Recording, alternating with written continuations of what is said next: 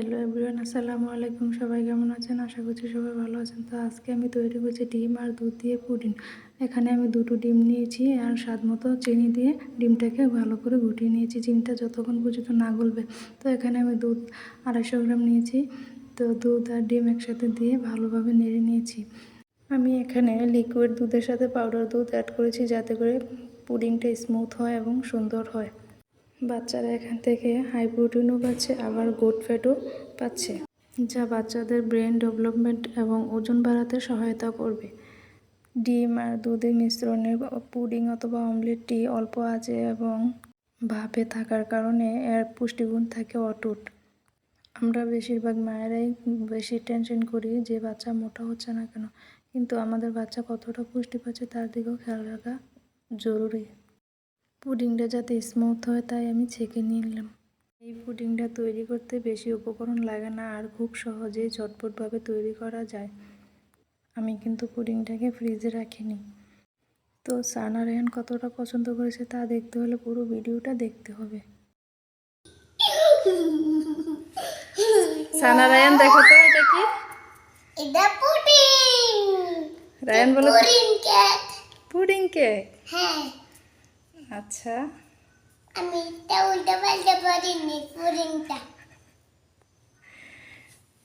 দেখো দেখো, আমি মোমবাতি আনো। মোমবাতি আজকে তো কারো বার্থডে না মামুনি, মোমবাতি আনবো। এটা বানিয়েছি, তোমরা দুই ভাই বোন খাবে, বুঝছো? হ্যাপি ছুরি আনবো? বার্থডে টু আচ্ছা, ঠিক ইউ। আছে। তোমার ভাইয়া হাত দাও, হাত দাও, তোমার ভাইয়া হাত ধরো। টু ইউ টিস। হ্যাপি বার্থডে টু ইউ টিস। হ্যাপি বার্থডে বলতে হবে না, আজকে কারো বার্থডে না রাইয়া। এই নষ্ট করে। ঠিক করে কাটো, তুমি কাটতে পারো না।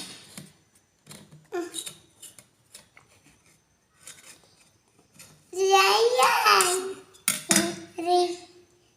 রায়ান, তুমি আমার বড় ভাই। বিসমিল্লাহ বলছো? বিসমিল্লাহ বলে খাবার খেতে হয়, বুঝছো? তো আম্মু কাটি দে, এভাবে কাটে না রায়ান।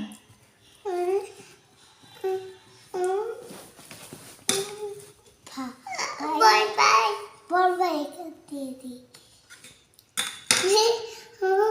আমাকে একটু, পাপাকে একটু দিবে।